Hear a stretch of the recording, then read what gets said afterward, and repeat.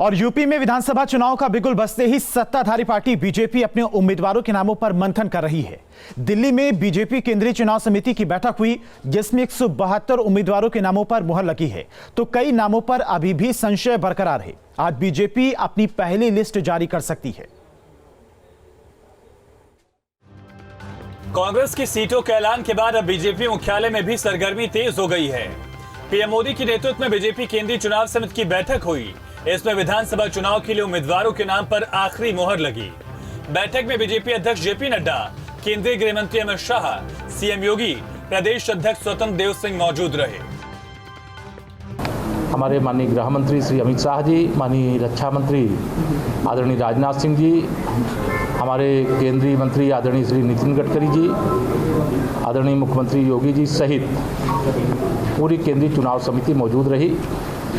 और आज की इस बैठक के माध्यम से जो 172 सीटों को लेकर चर्चा हुई, बहुत सार्थक हुई और भारतीय जनता पार्टी शानदार विजय, जैसी विजय हमने 2017 में प्राप्त की थी, उससे भी शानदार विजय हम 2022 में प्राप्त करेंगे।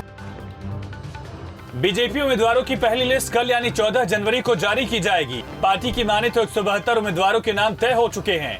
हालांकि कई नामों पर अभी भी मंथन जारी है। वहीं उम्मीदवारों के नामों को लेकर बीजेपी की अपनी सहयोगी निषाद पार्टी के साथ 15 सीट पर सहमति बन गई है। निषाद पार्टी के अध्यक्ष संजय निषाद ने खुद इस बात का दावा किया।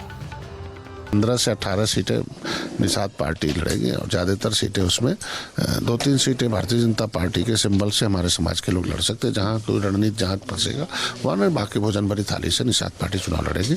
और लगभग पूर्वांचल में हमने ज़्यादा सीटें ली हैं, जहाँ हमारी तैयार पहले से हमारे कार्यकर्ता तैयार थे और जीत के समीकरण में थे। जैसे भारतीय जनता पार्टी को देने में भाई जीत के लिए हम लोग गठबंधन में आए, इसलिए उन्होंने दिया।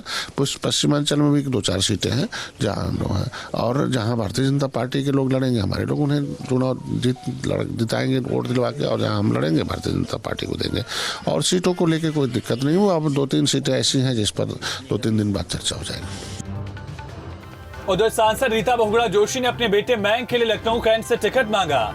बीजेपी नेताओं के पार्टी छोड़ने का असर टिकट बंटवारे पर भी पड़ सकता है। पार्टी के कई बड़े नेताओं ने कोर कमेटी की बैठक में माना कि बड़ी संख्या में मौजूदा विधायकों के टिकट काटने से भगदड़ बढ़ सकती है और इससे गलत संदेश जा सकता है। Team news street.